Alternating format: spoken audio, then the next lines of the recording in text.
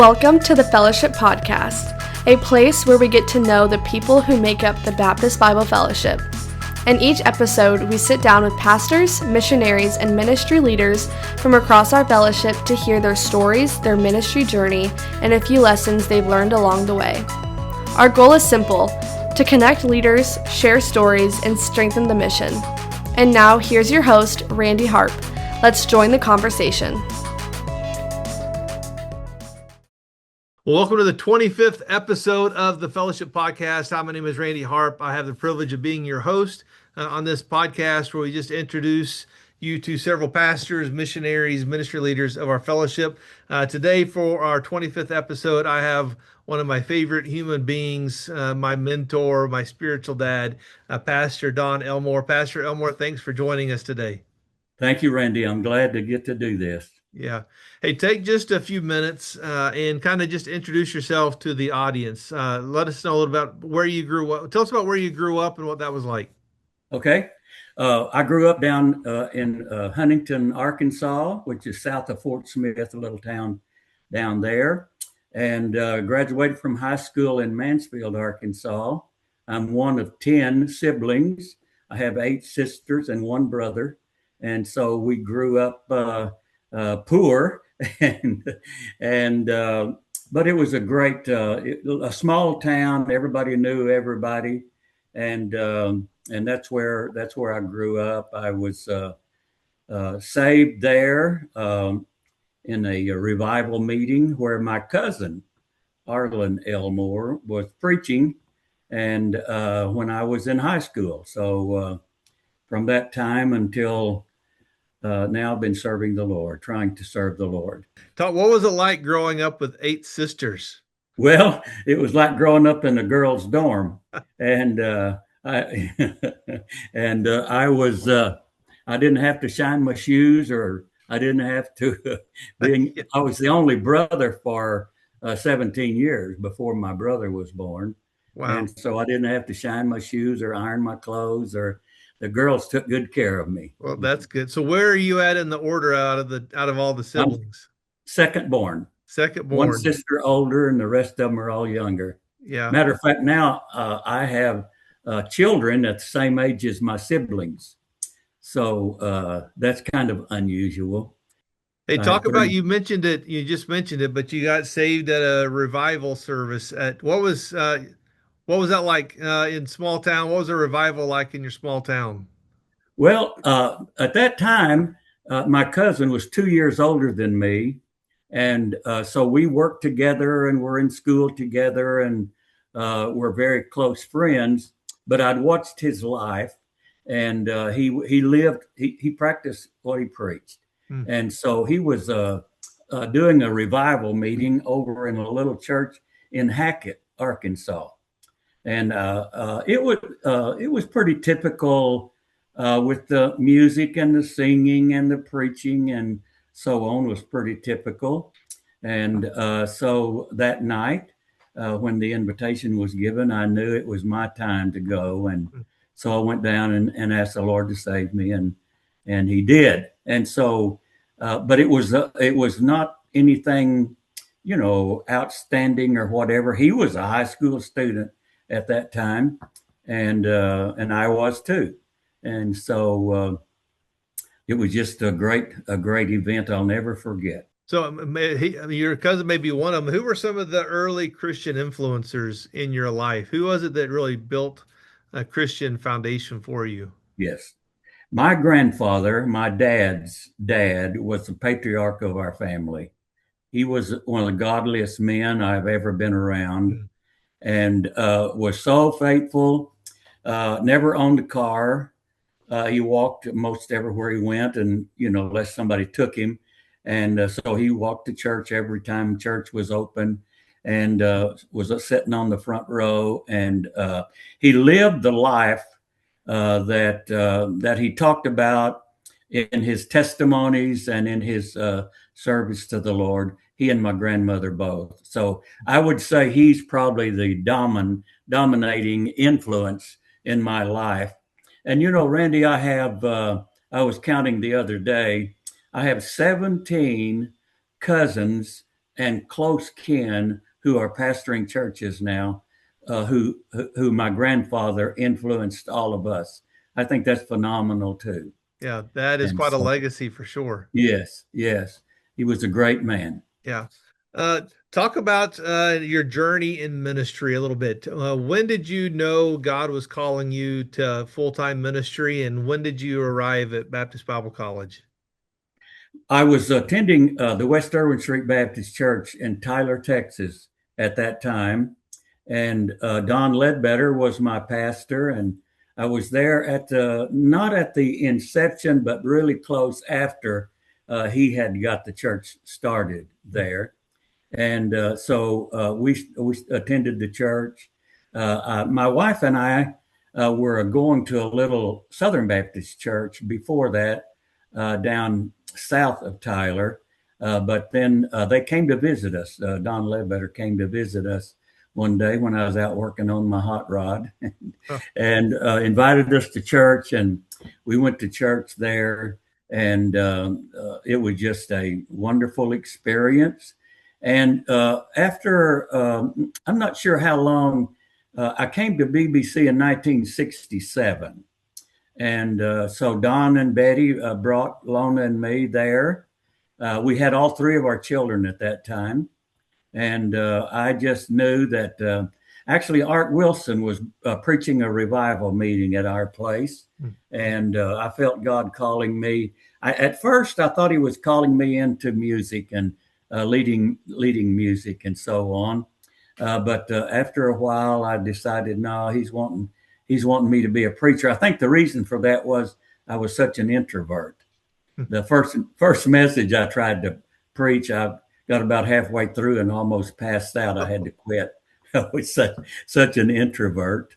And I almost didn't graduate from high school because of that. I took a little music course in high school.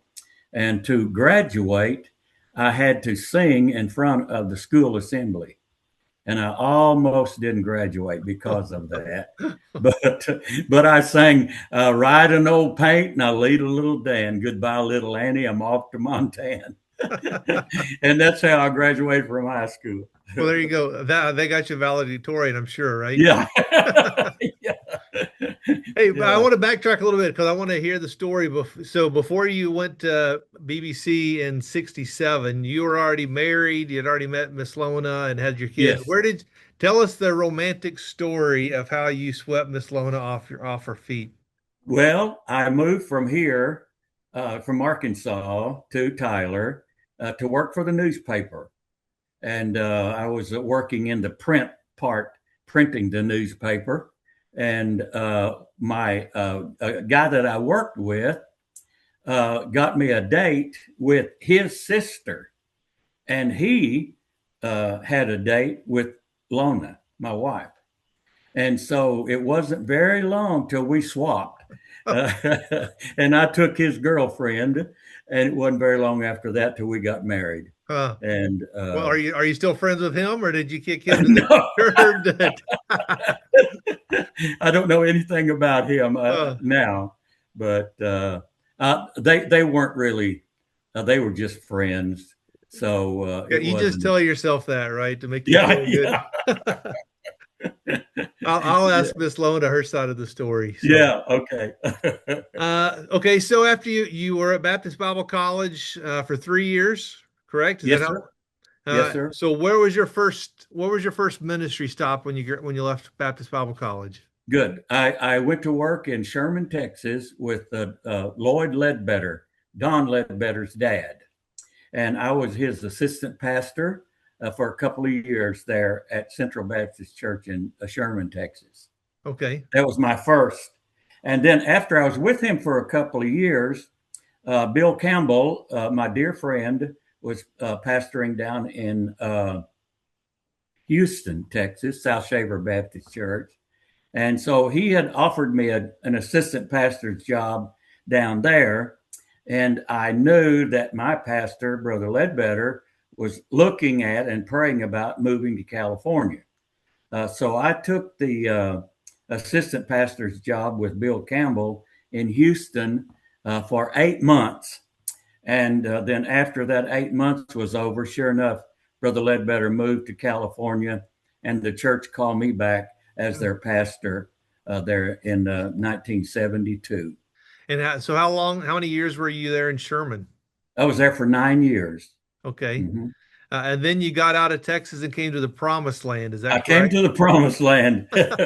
Matter of fact, being from Arkansas originally, when I came back here to Temple, they had a big sign across the front of the auditorium. Welcome home, Brother Elmore. So I was back home now in Arkansas. Yeah. That was in 1979. I came here where I am now in December of 1979. Wow. So, and how many years of pastor until you turned it over to Keith? I was 37 years. And then the Sunday that the church called Pastor Keith, they called me as their interim, as their Pastor Emeritus. Yeah. And so I go by that title now.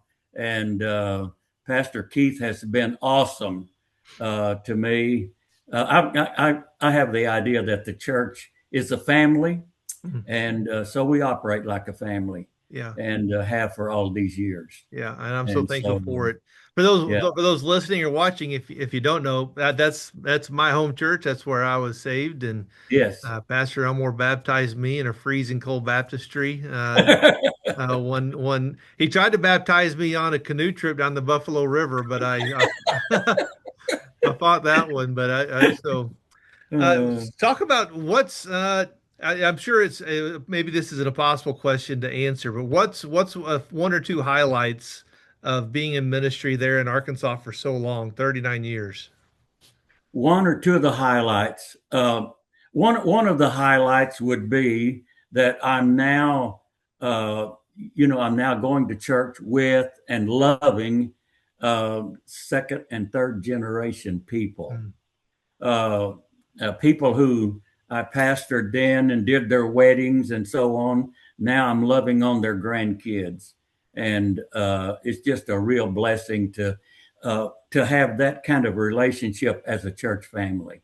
Yeah, and that's one of the highlights. Yeah. Another highlight is that being here as long as I have, I've been involved in our city organization and been a member of the Chamber of Commerce and for years, and worked with the school system, public school systems, and supported them, encouraged them. And so, it's just been a blessing to be in a smaller town and to work with people like that. Have you calculated something I was thinking about? Do you know how many quote unquote preacher boys you have? How many people have been called out of ministry, called to ministry out of your ministry that are serving? Wow.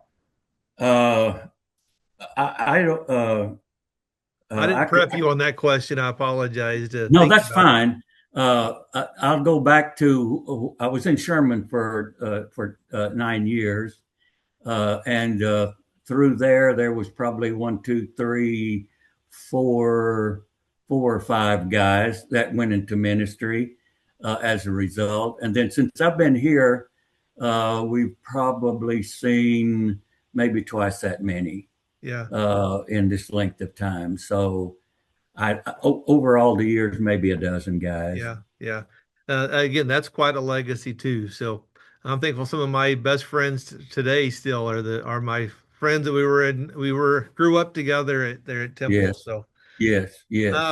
Talk about what you're doing now. I love what you're doing now that you're pastor emeritus. Share a little bit about what your ministry looks like now at Temple. Great. I think one of the highlights of my ministry now is every Tuesday morning, we have a worship service. We call it our Tuesday Connection. And so we have a full-blown worship service with singing and preaching. And so I'm responsible for that. And so every week we have a good crowd of people, and we do traditional music for mainly older people and we call it our Oasis group, older adults still in service. And so we meet together and have now for all of these years, several of them. Recently, a couple of guys that have been like brothers to me have went to be with the Lord, Roger Goodman and Ira Ferguson.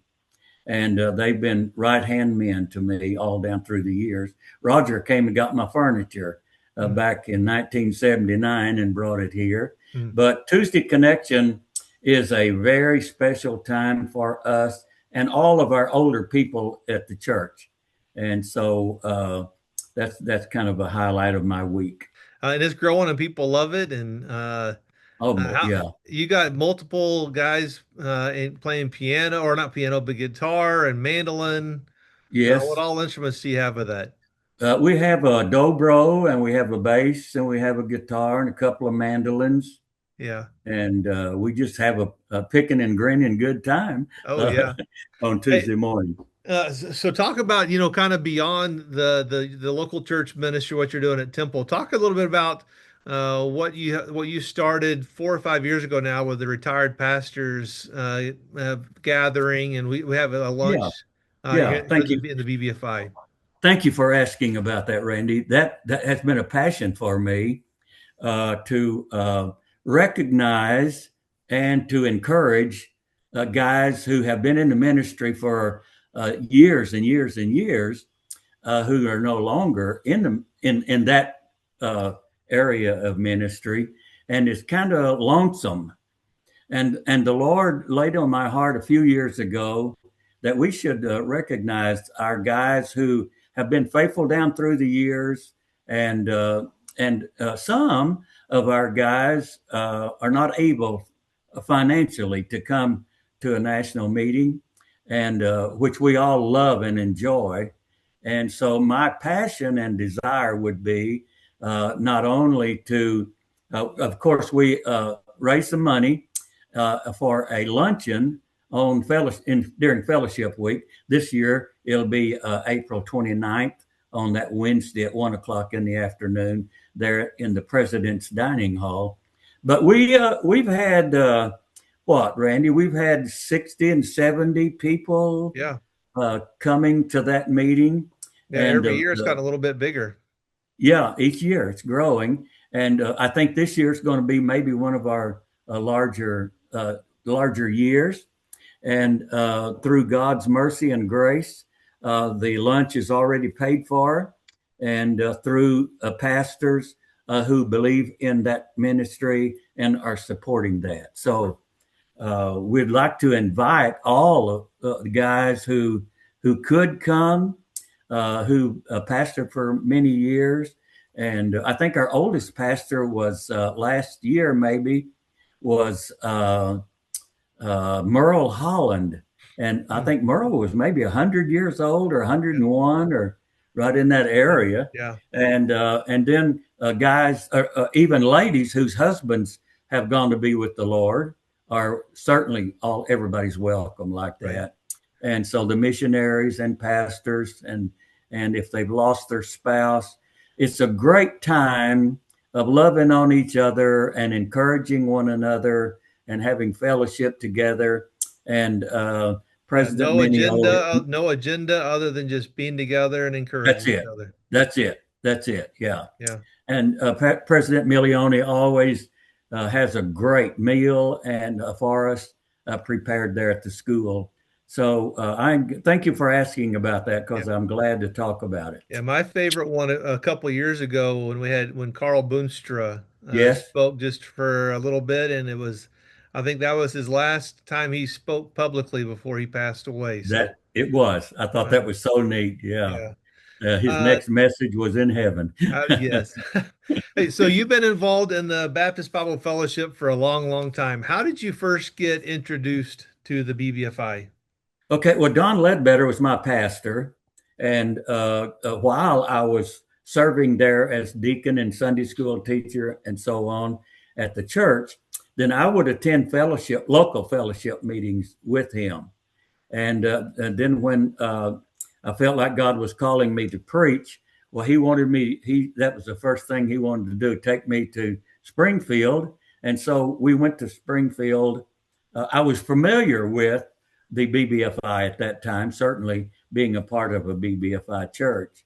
And then going to Springfield and going to college and graduating there in 1970 was just indescribable. How I loved it and made friends around the world, and how I grew and got to know the Lord better. And it was just a marvelous time for me to get to go. I had 3 kids at that time, so it was not easy. I worked 48 hours a week in a grocery store and took a full load at school. And so Dave Hardy and I would meet down in the coffee shop early every morning. He worked at the post office, and so we would gruel each other on the lessons for today. Yeah. But it was a wonderful experience for me. What all over the years you've served in a lot of different capacities, both on the local level in Arkansas, and I think as a trustee and as a national officer. What all positions, what areas have you served in the BBFI? I think I've served in every area except president. Secretary, treasurer, vice president, over education, and of course, being the chairman here in Arkansas for several years, and being on the 45. And I've been involved as much as I could, and loved every minute of it. One of my joys is we got to serve as trustees together Yes. at Baptist Bible College for a little while. That was awesome. So that was a lot of fun. So you're still plugged into to whatever degree that you can be, not being a pastor. What's something in the BBFI right now that you're excited about? I know your pastor, Keith Buttram's very involved. What's something that excites you about the BBFI today? Well, you flipped my switch when you talked about the retired pastors meetings and so on. I'm really excited about that, and to see what that could develop into. My dream, my goal, passion would be if we could bring guys into the fellowship meetings from their places where they live now, to encourage and love on them a little. That would be a dream come true if we could work something out to get them there. But I'm also excited about our school and about where things are headed in that direction, and our missions program. That's my passion also, is our missions program, and the new missions office complex, and all the things that are going on there. And then the leadership of our fellowship being in the hands of younger guys, and doing a great job in leading our fellowship into the new generation of people. Hey, let's talk about some leadership lessons you've learned. If you were to go back to talk to yourself in the 1960s when you were just graduating from Baptist Bible College, or in the early 70s when you're starting pastorate in Sherman, Texas, what's maybe a lesson that you've learned along the way that you would go back and tell yourself then? I think just off the top of my head, a couple of 2 things. First of all, I've discovered over the years that the perceived problem is never the real problem. So when you're dealing with problems, and we all do and always will, when you're dealing with problems, that most, if not all, of the time, that the problem that arises is not really the problem. So you have to fish until you find what the real problem is. The second, Brother Wayne M. Bowden was my neighbor when I pastored in Texas. He was in Denison, Texas. And we went through a life-shortening exodus at our church. We lettered out 115 people at one time who followed a staff member that I had to fire. And thank God they weren't gone but a couple of 3 weeks, and they were all back. But during that time, Brother Wayne M. Bowden told me, he said, "Son, when you're going through problems like this, stay around the cross. Hang out around the cross. Never get away from the cross." And Randy, I've never gotten away. Matter of fact, I'm wearing a cross necklace not because I'm a Catholic. I'm wearing a cross necklace because I never want to get far away from the cross. I think that was some of the best advice I ever got. What's something, we never stop learning. What's something that God's teaching you right now, or you're learning about God now? Maybe the last few years or maybe the last few weeks. What's something new and fresh that he's showing you? Uh, I'm a type A personality, and so I want to get her done, and I don't like interruptions and so on. What God has done for me recently has taught me to wait on Him, Mm, to wait. Uh, being still is the only way to get to know God well. mm. And He's been teaching that to me even here in my old age. I'll be 84 here in a few days.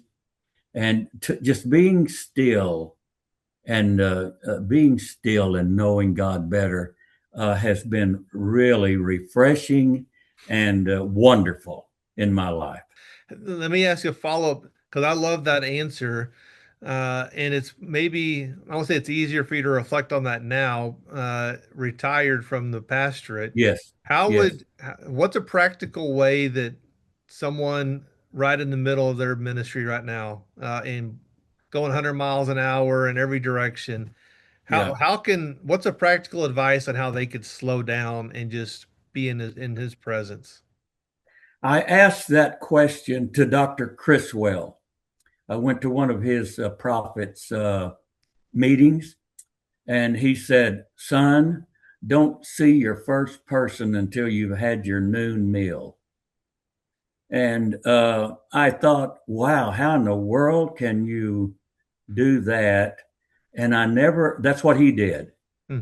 And I never got I was never able to actually practice that as a pastor because for several reasons, I guess. I always wanted to be the first one at church, and I wanted to be the leader in everything we were. I didn't want to ask anybody to do anything I wasn't willing to do myself, and so I got to church every morning, generally the first one there, and generally the last one to leave.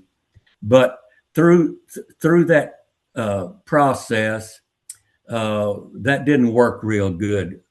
If I had it all to do over, and I'm encouraging my pastor now to take some time to be with the Lord and even now I'm a early riser.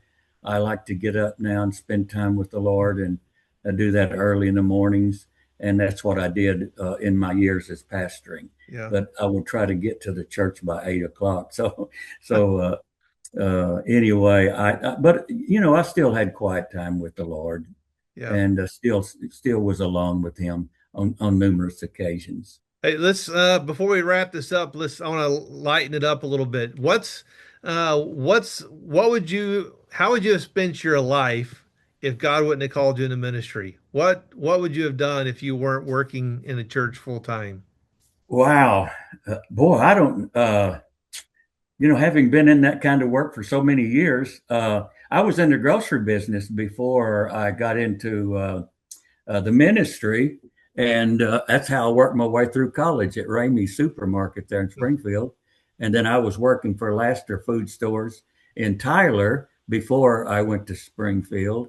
So, and I liked that. I enjoyed the grocery business and being around people. I think I would be doing something with people because I love people. Hmm. And I love being with people. My wife says I invite people over to help me read a book, but it's just I love to be around people. I love people, and it would be something in that area. How about hobbies? I want to tell on you a little bit. You talked about working on a hot rod back in Tyler. You're also, to me, famously known when I first met you. You were driving a pretty fancy little sports car too. Uh, talk about your sports cars and your hot rod. I know that's Uh, something you have a friendship with Bill Campbell over too. yes, yes. Bill and I. really had a great time working together and had a lot in common in those areas. But my wife and I, we did all of our dating on a drag strip. And so we were there every time they were open. And I loved drag cars, and I loved cars. Matter of fact, I think I might have even worshipped cars when I was a teenager.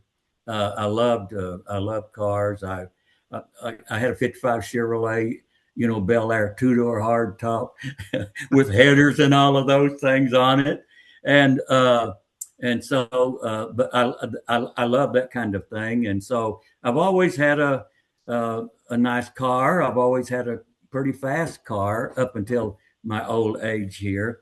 But the one you're talking about was a 25th anniversary Corvette, and it was a pace car that year, and so a black over silver pace car, and so I really enjoyed that. I had invested in some houses in Sherman before I moved up here, and so I sold one of those houses and got enough money out of it to buy that Corvette, Yeah. and so I loved that Corvette until I was rebuked by some members, that here we are, our pastor of all people is driving a Corvette. Matter of fact, when I first got here, my wife had bought me a new pair of sea turtle cowboy boots.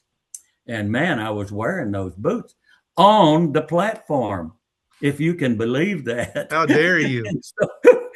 And so, matter of fact, I still got those boots, but I don't still have my Corvette. I wish I did. Yeah. But I told everybody I had the coolest pastor ever driving a Corvette around. All right. So you said you liked fast cars. Do I dare ask you how many speeding tickets you've had in your lifetime? Please don't. Please don't. In that '55 Chevrolet, I got a bunch of them. All right, let's end with what I call some quick hitters. So I want to give you a couple options, and you just tell me which one best is you. Okay? Would you rather read a book or watch a movie? Watch a movie. Are you an early to arrive or a fashionably late person? I am early to arrive. If I'm on time, I'm late. Where did that come from? Is it you've always been that way, or? I've always been that way. It came from my dad. He was that way. Do you stay up late or get up early? I get up early. Do you plan everything in detail or you just go with the flow? I go with the flow. Yeah. Do you prefer indoor activities or outdoor activities? Outdoor activities. Yeah. We've had some fun times going camping together. Yes. Yes. Talk about that. Talk about some of the camping trips you went on with the church. Oh my goodness. Yeah. At one time we had probably 15 people in the church who were had campers and motorhomes and stuff. And 2 or 3 times a year we'd all get together and go somewhere and camp and cook and eat and cook and eat and cook and eat and have a great time. And we were down at Devil's Den one time when the dam broke and it came a flood. And if we hadn't got out of there when we did, we'd have been washed down the river. Oh, no. Wow. And so, but anyway, we've had some wonderful experiences camping through the years. It's been great. Would you rather go to a theme park or a national park? Probably a national park. What's a better vacation, a cruise or an all-exclusive resort? A cruise. Yeah. Have you been on? How many cruises have you been on? Oh, just one, but it was wonderful. Yeah. And then my grandson got married in Aruba, and so we stayed in one of those fully whatever you call those things. But we went on a Gaither cruise, and it was like going to heaven almost. Oh. All right. Do you prefer college sports or professional sports? College sports. Yeah. Do we need to call the Hogs together? We can do that. We need to call the Hogs too, man. Woo, pig suey. What's a better dessert, cake or pie? Pie. What's your favorite pie? What kind? Pecan pie. Yeah. Do you prefer a paper Bible or a digital Bible on your phone or iPad or something? A paper Bible. Yeah.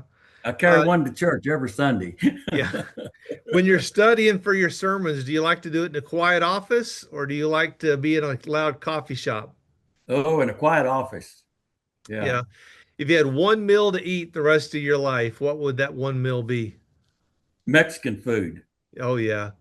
I love Mexican food. And there's some good ones there in Northwest Arkansas. Yeah, we got a bunch of them. Hey, well, hey, I want to thank you for taking the time to join us today on this podcast. Is there any last words you want to share with everyone before we go? Well, I'm proud of you, Randy, and what God is doing through you and your life and your kids and your grandkids, if you Yeah. can believe that. And I'm so thankful for what Baptist Bible Fellowship has meant to me and my family and to our church and to all the people that we influence. It's been Yeah. wonderful. Well, personally, I want to say thank you for loving on me, my family. Thank you for loving the BBFI and making a difference in so many people's lives. So thank you for everybody listening today. Thanks for joining us. I'll see you on our next episode of the Fellowship Podcast.